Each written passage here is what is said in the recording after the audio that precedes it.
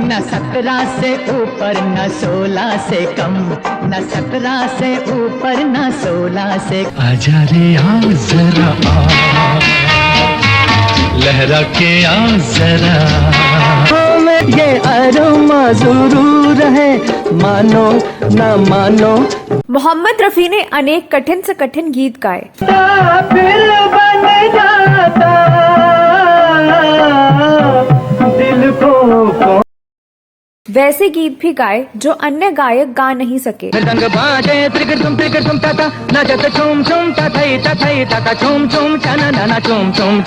मोहम्मद रफी के लाजवाब गीतों के नायाब खजाने में एक गीत वह है जो उन्होंने 102 डिग्री बुखार में गाया था। हालांकि इस कठिन गीत को गाने में रफी साहब को 21 टेक लेने पड़े थे। कौन सा वह गीत है और मोहम्मद रफी ने क्यों उस गीत को तपती बुखार में गाया था, कैसे वह गीत रिकॉर्ड किया गया और कैसे उस गीत ने इतिहास बना डाला, इस वीडियो में जानेंगे और भी बहुत कुछ। तो आप बने रहिए हमारे साथ।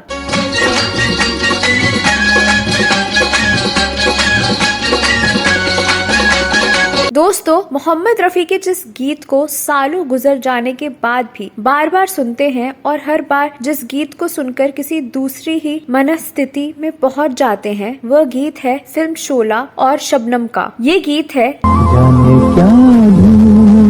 रहती है ये आँखें मुझे। यह वह पहला गीत है जिसे मोहम्मद रफी ने धर्मेंद्र के लिए गाया था, लेकिन वही गीत बॉलीवुड में अपनी किस्मत आजमाने नए नए आए धर्मेंद्र के लंबे और भव्य फिल्मी करियर का मजबूत आधार बन गया। जब धर्मेंद्र को पता चला कि उन पर फिल्माए जाने वाले इस गीत को मोहम्मद रफी जैसे चोटी के महान गायक ने गाया है, तब वो खुशी से पागल हो गए। उन्होंने अपने घर परिवार और दोस्तों रिश्तेदारों को फोन करके और पोस्ट कार्ड भेजकर बताया कि महान गायक मोहम्मद रफी साहब ने मेरे लिए अपनी आवाज दी है। ये गीत न केवल धर्मेंद्र और संगीतकार खयाम के करियर का बल्कि भारतीय फिल्म संगीत की दुनिया का मील का पत्थर बन गया।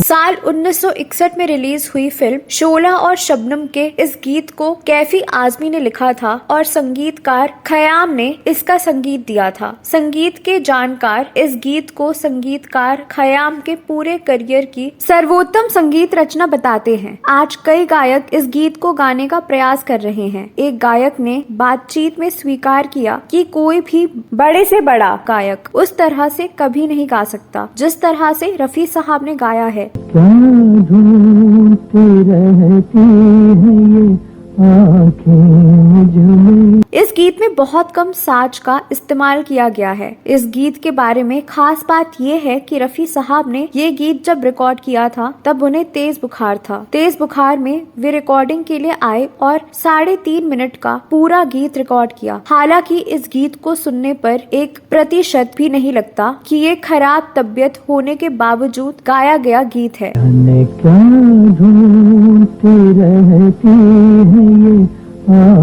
हालांकि ये गीत विषय और फिल्म के सीन की सिचुएशन के हिसाब से परफेक्ट बन पड़ा है, लेकिन कम ही लोगों को पता है कि इस गीत को ऐसा परफेक्ट बनाने के लिए रफी साहब को 21 रीटेक लेने पड़े थे। संगीतकार और निर्माता भी परेशान हो गए थे। फिल्म पत्रकार राजू भारतन ने अपनी पुस्तक में लिखा कि उनको संगीतकार खयाम ने बाद में बताया था कि इस गाने को गाने में मोहम्मद रफी ने 21 टेक लिए थे और गाने को टुकड़ों टुकड़ों में गाया था। खयाम ने बताया था कि इस गाने को मौजूदा शक्ल देने में उन्हें काफी परेशानी उठानी पड़ी थी। टुकड़ों को जोड़कर कट पेस्ट करने के बाद ये गाना किसी तरह तैयार हुआ था, लेकिन अगर संगीतकार खयाम की माने तो इसे ये स्वरूप देने में बहुत पापड़ बेलने पड़े थे। लेकिन चाहे जो भी हो, ये गाना सुनने में क्लासिक गाना लगता है।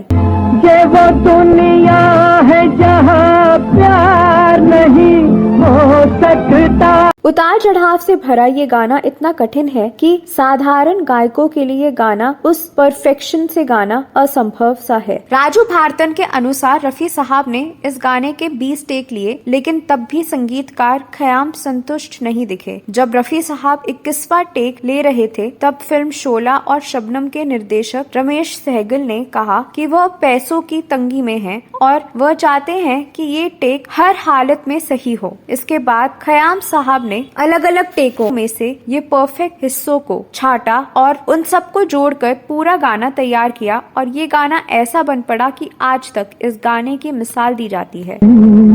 राख के घेर में शोला है नाचिंगा। बताया जाता है कि जब संगीतकार खयाम को इस बात का पता चला कि रफी साहब को तेज बुखार है, तब उन्होंने रफी साहब से कहा कि रिकॉर्डिंग आज कैंसिल कर देते हैं, लेकिन रफी साहब रिकॉर्डिंग कैंसिल करने के लिए राजी नहीं हुए। उनका मानना था कि रिकॉर्डिंग कैंसिल हो जाने से फिल्म के प्रोड्यूसर का समय और पैसे का नुकसान होता है, सभी साजिंदे के मेहनताने का नुकसान होता है। वे नहीं चाहते थे कि उनकी वजह से कितने सारे लोगों का नुकसान उठाना पड़े। आखिर तेज बुखार में वो रिकॉर्डिंग के लिए तैयार हुए और गाना रिकॉर्ड हुआ। गया जो। तो दोस्तों, आपको ये गीत कैसा लगता है? आप इस बारे में क्या कहना चाहते हैं? कमेंट बॉक्स में अवश्य लिखें। इस वीडियो में बस इतना ही। इस वीडियो में दी गई जानकारी आपको कैसी लगी? अगले वीडियो में फिल्मों और गीतों के बारे में कोई और जानकारी लेकर आऊंगी। तब तक के लिए नमस्कार।